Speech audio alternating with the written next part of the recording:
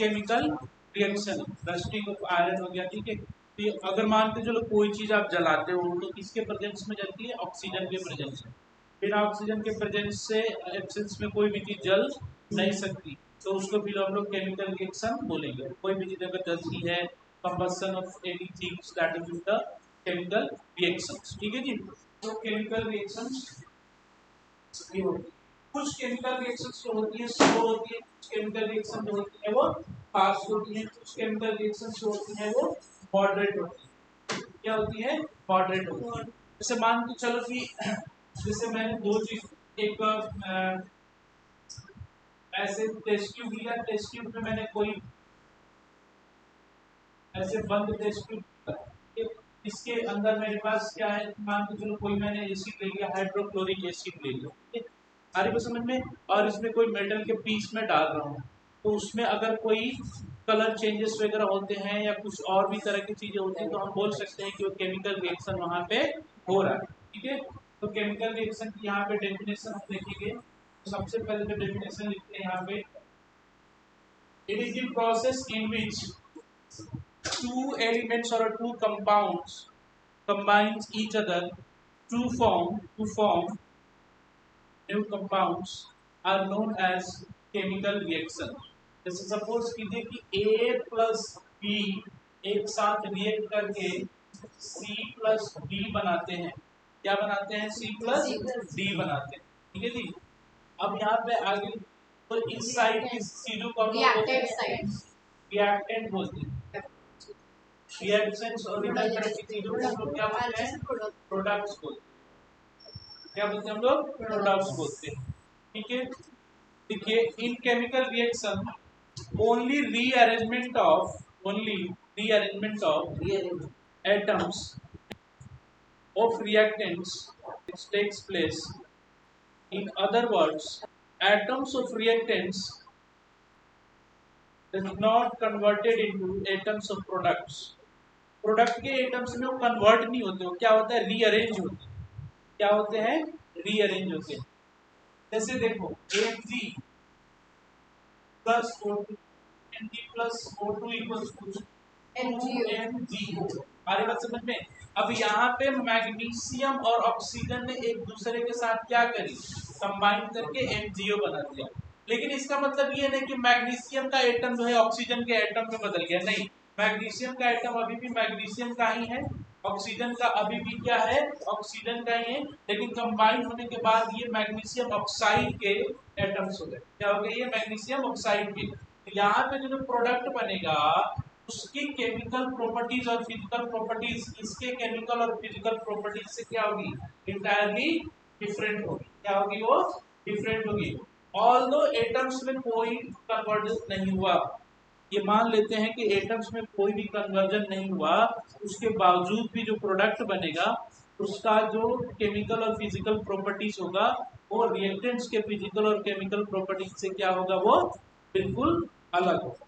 क्या होगा, वो बिल्कुल अलग होगा। अगला पॉइंट लिखिए, chemical and physical properties of product is entirely different from the properties of reactants। For example, when magnesium was presence of oxygen for magnesium oxide, white colour का powder होता है, Mg plus O plus two MgO। ये balancing करने पे ऐसे आगे सिखाऊंगा मैं। व्हाइट पाउडर डेफिनेटली ये गैस होगी, सॉलिड होगा, और ये आपका सॉलिड ही बोलेंगे, व्हाइट पाउडर है। तो अब एक एक्टिविटी देखते हैं, बहुत ही इंपॉर्टेंट एक्टिविटी, ये समझ लो बोर्ड में आ सकती है। हाँ सॉलिड, हाँ ये सॉलिड, ठीक है जी। अब एक्टिविटी क्या है, बर्निंग ऑफ Mg, ये है आपका एक्टिविटी, ठीक है। उसको कैसे करते हैं देखो बच्चों, तो सपोज करो ये आपके पास मैग्नीशियम रिबन है।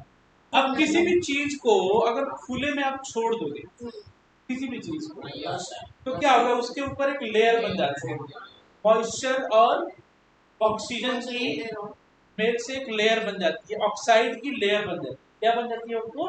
ऑक्साइड की। जैसे आप ना जंगल से लकड़ी लेके आओ, ठीक है, तो उसके ऊपर ना वो अलगी वगैरह ऐसे रहता है, तो जल्दी नहीं जलेगा। उसको अगर ऐसे ऐसे आप हटा करके अच्छे से फिर आग में जलाओगे तो वो अच्छे से जलेगा।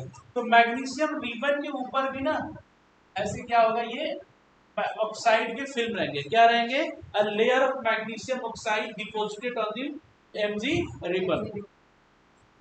तो जलाने से पहले इसको सैंड पेपर से क्या करते हैं, पूरे अच्छे से ऐसे ऐसे घिस देते हैं, ताकि इसके ऊपर का जो ऑक्साइड वाला जो फिल्म है खत्म। जैसे आप लोग पुराने मकान की सफेदी करते हुए देखे हो, तो उससे पहले वो लोग एक ब्रश से ऐसे ऐसे उसको घिसते हैं, दीवारों को घिसते हैं ना, ताकि उसके ऊपर ऑलरेडी जो कचरा फैला हुआ पहले वो खत्म हो जाए। उसके बाद अच्छे से उसके ऊपर क्या करें, जैसे इसके ऊपर सफेदी करनी थी या पीओपी करनी थी, तो सबसे पहले इसको ऐसे ऐसे घिसा गया, ताकि इसके ऑलरेडी जो लेयर वगैरह वो खत्म हो जाए, ताकि उसके ऊपर वो किया जाए। आगे बात समझ में?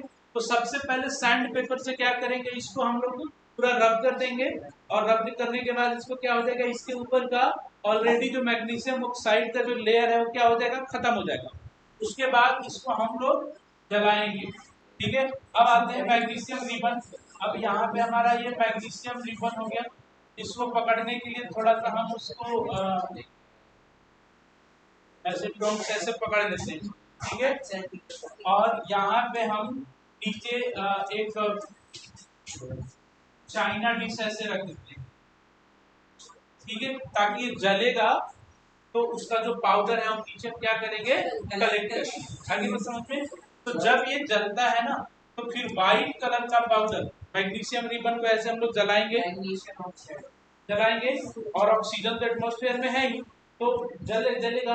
तो जलने के बाद व्हाइट कलर का पाउडर जो है नीचे क्या होगा, वो कलेक्ट होगा। तो यहाँ पे व्हाइट कलर का ऐसे पाउडर कलेक्ट हो जाएगा। ठीक है बच्चों, तो ये चीज क्या है यहाँ पे, देखो ये जो है आपका मैग्नीशियम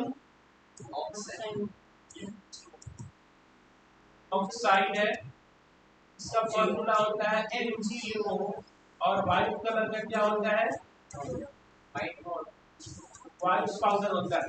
अच्छा, जब ये जलता है ना, जब ये जलता है तो ये बहुत ही ब्राइटली जलता है, इसको डैजलिंग फ्लेम बोलते हैं। क्या बोलते हैं उसको? Dazzling, DAZZLING, dazzling flame.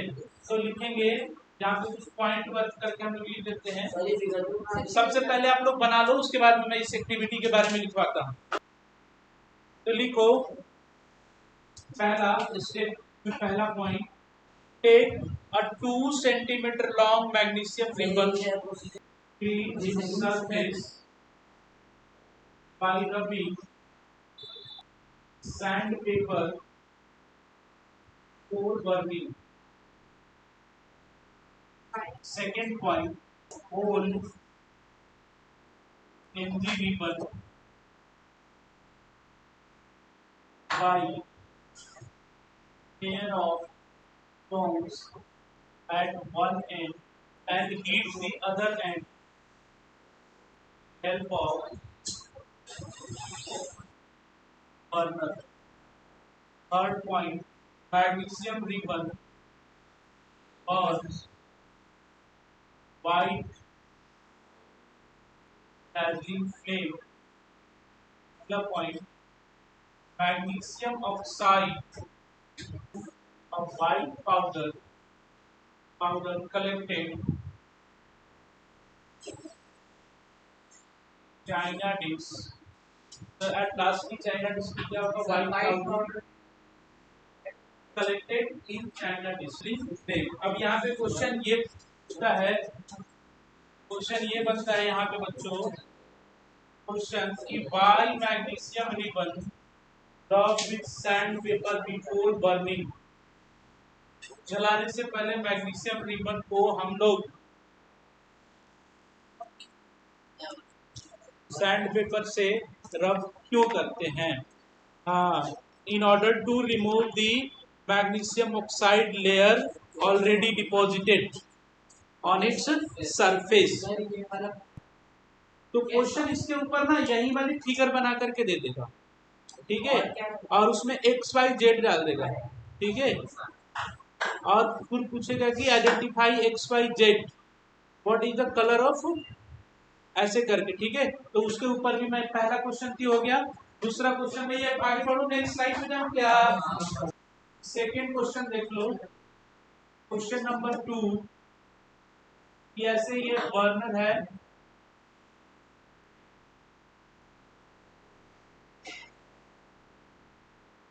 ठीक है, बर्नर में यहाँ पे ऐसे मैग्नीशियम रिबन ऐसे जल रहा है, ऐसे जल रहा है, ये ऐसे इसको जल रहा है मैग्नीशियम रिबन, ठीक है जी। और इसको ऐसे पेयर ऑफ टोन्स ऐसे पकड़ लिए हैं, यहाँ पे चाइना डिस्क में, यहाँ पे आपका ये बहुत सारी व्हाइट कलर के पाउडर ऐसे कलेक्ट हो रहे हैं, ठीक है। यहाँ पे अब आपसे एक को इसका नाम दे दिया गया x, इसका नाम दे दिया गया y, इसका नाम दे दिया गया z, ठीक है। x मैग्नीशियम पेपर होता है, y। अब क्वेश्चन यहाँ पे ये आता है बच्चों, आइडेंटिफाई x y z। दूसरा क्वेश्चन ये आ जाएगा यहाँ पे, what is colour of y।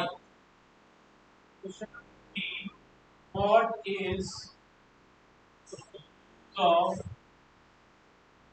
Z? Question number 4. Write the balanced chemical reaction. The balanced chemical reaction of conversion of X into Y in presence of oxygen. चौथा question ये होगा। और branded question बनाना है तो एक और क्वेश्चन डाल देता हूँ, इसका answer what happens when X gets with water. क्या होगा यदि X वाटर के साथ रिएक्ट करेगा? हाँ, it is used as a holder in order to burn the magnesium ribbon safely. ये नहीं कि मैग्नीशियम रिबन हाथ में लेकर के ऐसे चले चलाने, ऐसे तो चला। अब अगला हम लोग देखेंगे कि मान के चलो यहाँ पे रिएक्शन हो रहा है, ठीक है, मान के चलो कि जैसे मान के चलो कि ये क्या नाम है, रुद्रांश मेरे से जल रहा है, ठीक है, तो मुझे कैसे पता चलेगा कि जल रहा है? सर लाइट मनीमन चल रहा है ना, हीट एवोल्यूशन ऑफ गैस। तो मुझे ना इस टॉपिक को बोलते हैं कैरेक्टरिस्टिक ऑफ केमिकल रिएक्शंस। मतलब मुझे कैसे पता चलेगा कि केमिकल रिएक्शन हो रहा है? टेम्परेचर चेंज हो, भाई जैसे दो लड़कियां एक दूसरे का बाल पकड़ के ऐसे करती, इससे पता लगता है कि झगड़ा हो रहा है, इससे पता लगता है कि झगड़ा हो रहा है, दोनों में किसी बात को लेकर के समय हो चुका है, ठीक है। वैसे ही कुछ चीजें होंगी जिसको देख करके मुझे पता लगेगा कि केमिकल रिएक्शन हो रहा है कि नहीं हो रहा है, ठीक है। तो इसी चीज को बोलते हैं characteristic of chemical reaction. Chemical reaction, chemical reaction की कैरेक्टरिस्टिक्स क्या है? तो देखो जी, पहला तो कैरेक्टरिस्टिक ये है इवोल्यूशन ऑफ गैस।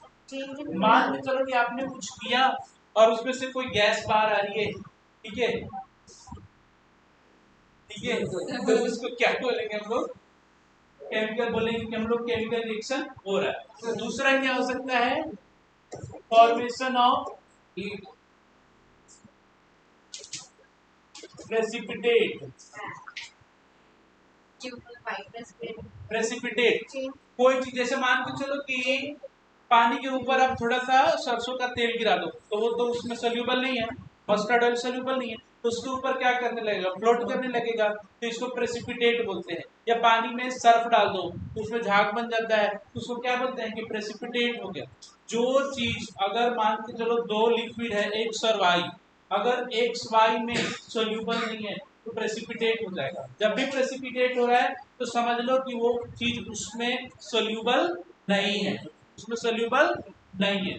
तीसरा क्या हो जाएगा, change in temperature, change in temperature. देखो मान के चलो ये आपने एक टेस्ट ट्यूब ले लिया, यहाँ पे इसमें आपने कैल्शियम ऑक्साइड रख दिया, क्या रख दिया, कैल्शियम ऑक्साइड CaO, इसको बोलते हैं हम लोग क्विक लाइन। क्या बोलते हैं हम लोग, क्विक लाइन। आपसे कोई पूछे कि घरों में सफेदी करने के लिए क्या चीज यूज होता है, तो calcium oxide quick line use होता है, ठीक है। अब आपने इसमें क्या कर दिया, वाटर ऐड किया, क्या ऐड किया, पानी ऐड किया, और इसको ऐसे हाथ में लेकर कैसे पानी गिरा रहे हो। अब जब इसमें पानी आएगा ना बच्चों, तो CaO जो है H2O के साथ क्या करेगा, रिएक्ट करके क्या बनाएगा, CaOH का होल ट्वाइस बनाएगा। इसको बोलते हैं हम लोग slaked lime.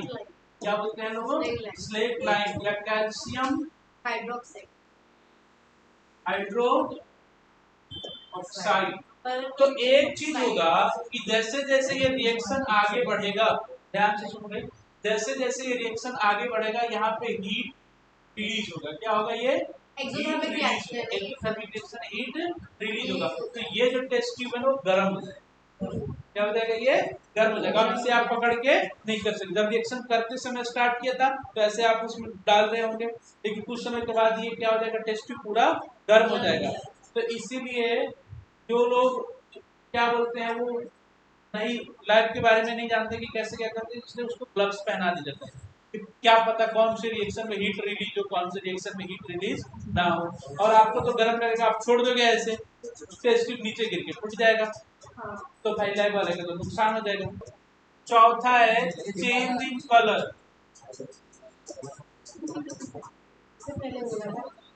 Change in colour, ठीक है जी।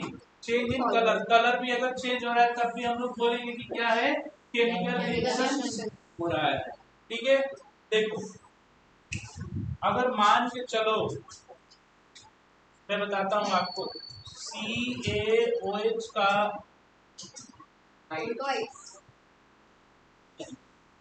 CaCO3 का रिएक्शन अगर आप CO2 से कराते हो तो आपका सबसे पहले CaOH का होल ट्वाइस प्लस H2O भी रहेगा यहाँ पे, प्लस H2O, तो क्या बन जाएगा, CaOH का होल ट्वाइस बन जाएगा। क्या बन जाएगा, CaOH का होल ट्वाइस। अब ये जो है ना, इसका कलर जो होता है ना वो मिल्की कलर का होता है। क्या होता है, मिल्की कलर, मतलब कि बिल्कुल वाइट मिल्क के जैसा वो हो जाएगा। फिर उसको फर्दर रिएक्शन कराओगे प्लस CO2 से, तो CaHCO3 का होल ट्वाइस बन जाएगा, calcium hydrogen carbonate.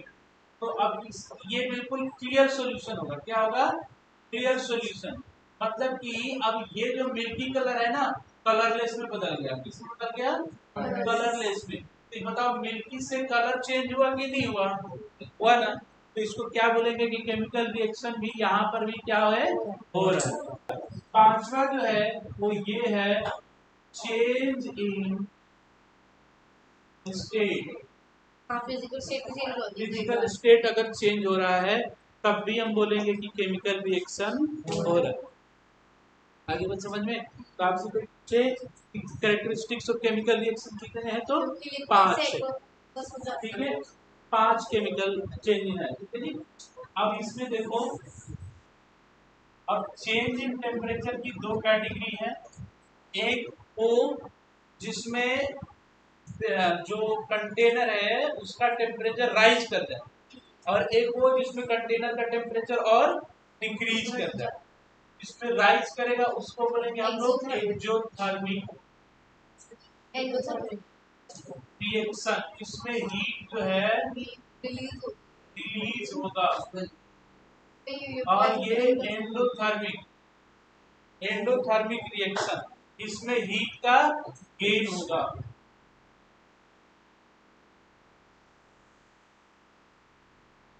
Gain of heat, heat का क्या होगा ये गेन। आगे बढ़ते हैं, इवोल्यूशन ऑफ गैस। तो लिखिए sum of the chemical reaction characterised by evolution of a gas.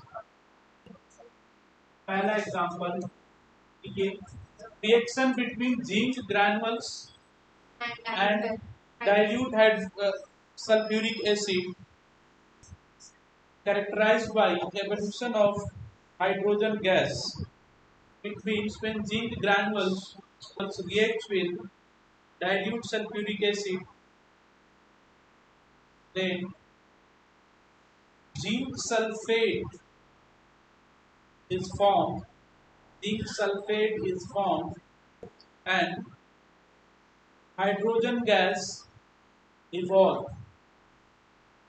Hydrogen gas evolve. पता कैसे चलेगा कि हाइड्रोजन गैस ही है? तो हाइड्रोजन गैस हाईली इन्फ्लेमेबल होता है। क्या होता है? हाईली। अगर हाइड्रोजन गैस कैरी करती हुई कोई ट्रेन जा रही है तो समझ लो उसके कंटेनर पे लिखा रहेगा हाईली इन्फ्लेमेबल, राइट। मतलब कि अगर वो थोड़ा सा भी फायर के टच में आया तो बहुत बड़ा ब्लास्ट कर देगा वो। क्या कर देगा वो? ब्लास्ट कर देगा। तो मान के चलो अगर यहाँ से इस कंटेनर से अगर ऐसे हाइड्रोजन गैस निकल रहा है तो इसके पास में अगर जलती हुई मोमबत्ती ऐसे लेकर आओगे तो जैसे ही हाइड्रोजन गैस जलती हुई मोमबत्ती के टच में आएगा तो एक छोटा सा एक्सप्लोजन जैसा साउंड करेगा, है ना? एक्सप्लोजन साउंड करेगा, उसको बोलते हैं पॉप साउंड। क्या बोलते हैं उसको हम लोग? Pop sound. The hydrogen gas always Burns with a pop sound, ठीक है ना? पॉप साउंड के साथ चलता है। तो देखो जैसे अब जिंक, तो जिंक का reaction zinc plus H2SO4 dilute, dilute H2SO4। Dilute का मतलब हो गया कि इसमें थोड़ा सा पानी मिला दो, पानी मिला दो। अब ये क्या बन जाएगा बच्चों? ZnSO4 plus ZnSO4 plus H2, और यहाँ से ये H2 गैस बाहर की तरफ निकलेगा और यहाँ पे लिखेंगे bonds with pop sound। Balanced, I think so balanced, ठीक है जी। अब इसका मैकेनिज्म अगर किसी बच्चे को समझना है कि ये हो कैसे रहा है, देखो जी, जिंक के पास 2 इलेक्ट्रॉन लूज करके वो Zn2 प्लस बन जाएगा। H2SO4 जो है 2H प्लस और SO4 माइनस में जाएगा। अगर आप लोगों को पता है तो सल्फेट की वैलेंसी -2 होती है। क्या होती है? -2 है। तो बच्चों ये चीज नियम ये कहता है कि प्लस अट्रैक्ट होकर के माइनस की तरफ जाएगा। तो zinc plus zinc Zn2 plus और SO4 2 माइनस जो है अट्रैक्ट होंगे और ये क्या बना देंगे फाइनली फिर Zn। देखो अब जिंक प्लस SO4 2 माइनस, ठीक है, और ये क्या हो जाएंगे? कट जाएंगे। क्या बन जाएगा? ZnSO4 और 2H प्लस है तो ये अपने आप को कंबाइन करके H2 बना लेगा, अपनी वैलेंसी पूरा कर लिया। H2 देखो नेट पूरा कर लिया ना। H2 कैसा होगा? ऐसे, और 2-2 इलेक्ट्रॉन की क्या कर लेंगे ये लोग? शेयरिंग कर लेंगे। तो क्या हो जाएगा? पूरा कर लेंगे। समझ लो, स्टेबिलिटी का पूरा ध्यान रखते हैं एकदम। लास्ट, एवरी कंपाउंड और element should attain noble gas configuration. अब हाइड्रोजन के पास में कौन सा नोबल गैस आता है बच्चों? तो हीलियम आता है। तो हीलियम की कॉन्फ़िगरेशन ये क्या कर लिया? अटेन कर लिया। तो ये भी बनाते हैं। ये इसका मैकेनिज्म है इस रिएक्शन का, ये जरूर आप नोट डाउन करें और फिर आगे मैं इसको एक्टिविटी करवाता हूँ।